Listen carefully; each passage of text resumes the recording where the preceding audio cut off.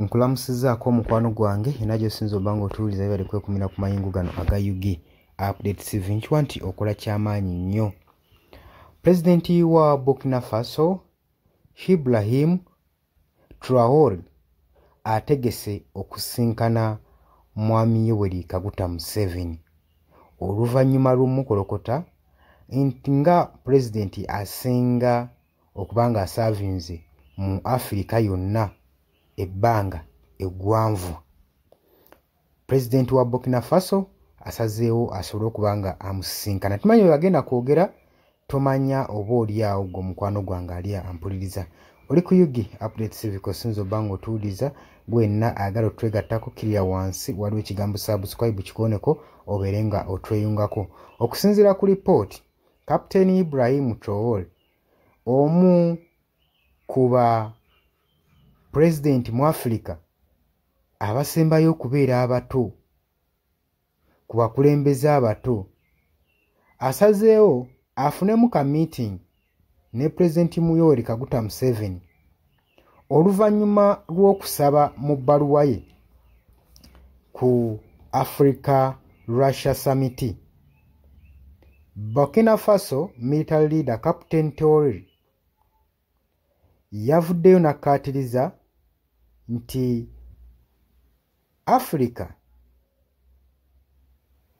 eyinamu abakulembeze abamazeeko ekiseera nga bakulembera ku bbanga eppanvu era ng'omu ku bo ye mwami Yoweri Kaguta Museveni era nga yandiyagadde omusisinkana.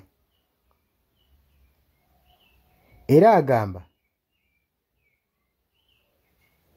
ayagala kubeera nga ayagala kumanya ensonga lwaki omukulembeze ono amazeeko ekiseera kiwanvu era akoze atya okubanga alina eyo progress ng'oggyeko okubanga ayina waffe mineral resources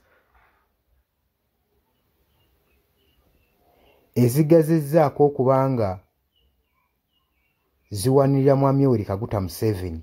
Ayagala okumanya ekirala ki era kimaze okubanga kinokaanizibwa nti kapiteeni wa Burkina Faso Ibrahim Traoré akoze ebintu bingi nnyo era mu kusisinkana pulezidenti Yoweri Kaguta Museveni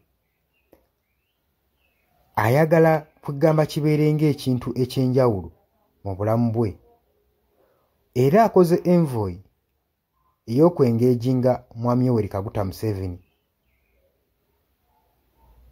ku miitingi egenda okubanga ekolebwa. Pulezidenti wa Burkina Faso yazaalibwa mu 1987. Kapiteeni Traoré wa Burkina Faso nga Septemba 3, 2022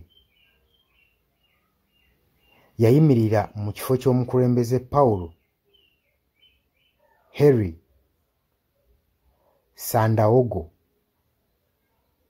Damiba abadde yali omukulembeze wa Burkina Faso mu just myaka ebiri. Imagine just myaka ebiri mu bukulembeze bwe pulezidenti ono Ibrahim Traoré wa Burkina Faso eyava mu GPD n'avaayo mu ngeri enkambwe. Kigambibwa nti no $18.8 ku 22.1 asobodde okubanga asasula loans okuva mu International Monetary Fund IMF ne mu World Bank. Agamba Africa teyeetaaga World Bank oba IMF. Europe oba America agambye nedda. Asazeeko kugamba ebisale by'aba ministers mu parliament ku bitundu 3 ku 100 ate n'ayongeza nnyo ba civil servants ng'abongeddeko ebitundu 5 ku 100. Era asetolinze ne mabanja ga Burkina Faso agabadde gagiri mu bulago. Captain Traoré yagezezaako n'okuteekawo facilities eziprocessing ennyaanya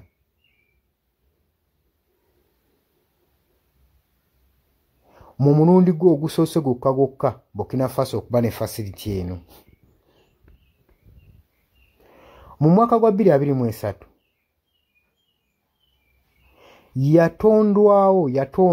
yateekawo modern gold mining okumprovinga ku local proceeding capability. Yagezaako n'okugyawo okuexportinga unrefined gold atagenze ku mu refinery mu Burkina Faso atakoleddwako nga bamutransporting okugenda mu Europe. Era yagezezaako constructinga ekyuma ekyokubiri ekiprocessinga cotton plant nga bwe kyazuuse nti nno Burkina Faso yalina ekyuma kimu kyokka bwekiti. Era yalanchinga ne First National Support Center ekya artisanal cotton processing kiyambeko ku local cotton farmers. President ono wa Burkina Faso yagenze maaso n'okugoba ebiwawaatiro okuva eri mu ggwanga erya British kye bayita British Legal Wings, n'ateekawo local court nga gye bayina okuba nga gawuni eno eya Burkina Faso eringa woolaba nti nno ekyobuwangwa, nyambala yaabwe ey'obuwangwa yemu ku gye yataddewo. Kati kino kigawuni ekyambalirwa mu kooti ekyabalamuzi okuva eri mu Bungereza n'akigobawo, yagaye sikyakyetaaga. Tiyakomye okwo n'agezaako promotinga traditional Burkinabe dress n'agilaunchinga, yagipromotinze n'agyongera amadaala. Kati takomye okwo kyokka president ono yakamala myaka 2 mu bukulembeze bwe. Afokasinze nnyo ku by'okutumbuula ebyobulimi ng'agezaako okuteekawo tractor 4 saako n'ebirala 239 teiraza ebyuma. Yataddewo moto pumps 710 saako ne 714 pikipiki zisooke ziyambeko okuza production n'okusupportinga ba rural communities. Yataddewo ensigo empya, yaprovinze ku nsigo empya n'ebirala mu byobulimi ebyetaagisibwa n'okutumbuula input output zonna ezifuluma mu balimi. Ekyuma ky'ennyaanya mu Burkina Faso kyaloizinze okuva mu mitwalo 3 mu omutwalo gumu n'ekitundu metric tons mu mwaka gwa 2022 ne kifulumya emitwalo 36.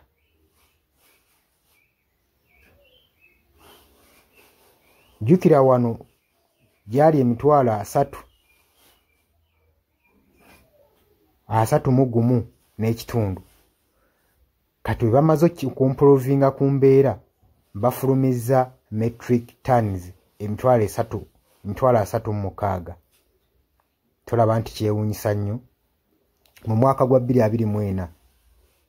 Mu ngeri y'emu millet production yayongerwako okuva ku mitwalo 9.7 metric tons mu mwaka gwa 2022 paka ku miliyoni emu n'obutundu emu, miliyoni emu 1.1 billion metric ton mu mwaka gwa 2024.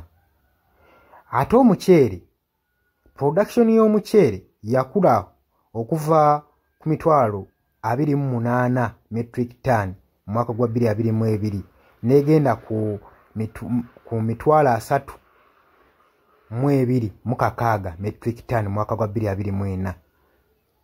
Era takomye okwo kokka, ageze maaso n'okuwera amagye ga Faransa n'operation zonna zonna ezigakolebwa ne media presence n'okubeerawo kwa media mu Burkina Faso, era n'agoba amagye g'Abafaransa mu ggwanga lyabwe mu just myaka 2.